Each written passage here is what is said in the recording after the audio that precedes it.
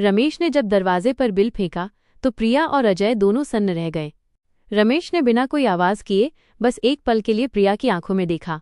उन आंखों में अब तक जो विश्वास था वो गहरे अविश्वास और दर्द में बदल चुका था। वो जानता था कि अब शब्दों का कोई मोल नहीं।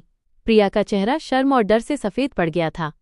रमेश मुड़ा और धीरे धीरे सीढ़ियां उतरने लगा। अजय ने उसे रोकने की कोशिश की, लेकिन रमेश ने उसे एक ऐसी नजरों से देखा जिसमें केवल ठंडी नफरत भरी थी, जिससे अजय वहीं रुक गया।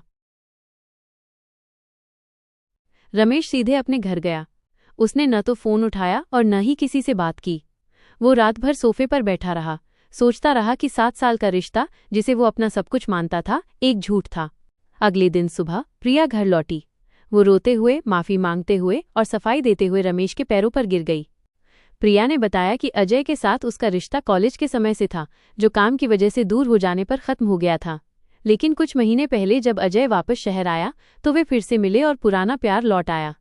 उसने ये भी बताया कि वो पुराने होटल वाला बिल तब का था जब अजय उसे समझा बुझाकर मना रहा था कि वे साथ रहें। डेस्टिनेशन वेडिंग का बहाना महज एक झूठ था, ताकि वो अजय के साथ एक नई जिंदगी शुरू करने की योजना बना सके। रमेश ने प्रिया को शांत होने को कहा और एक गिलास पानी दिया। उसने पूरी शांति से कहा, प्यार खत्म हो सकता है, लेकिन तुमने मेरा विश्वास तोड़ा है।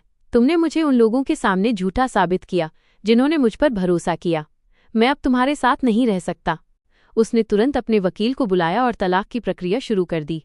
ये एक शांत लेकिन दर्दनाक अलगाव था। रमेश ने अपने दोस्त विक्रम को धन्यवाद दिया, जिसने उसकी आंखों पर बंधी पट्टी खोली थी। कुछ ही हफ्तों में वे अलग हो गए। प्रिया ने बाद में अजय से शादी की, लेकिन रमेश के जीवन में जो गहरा घाव हुआ था वो आसानी से भरने वाला नहीं था।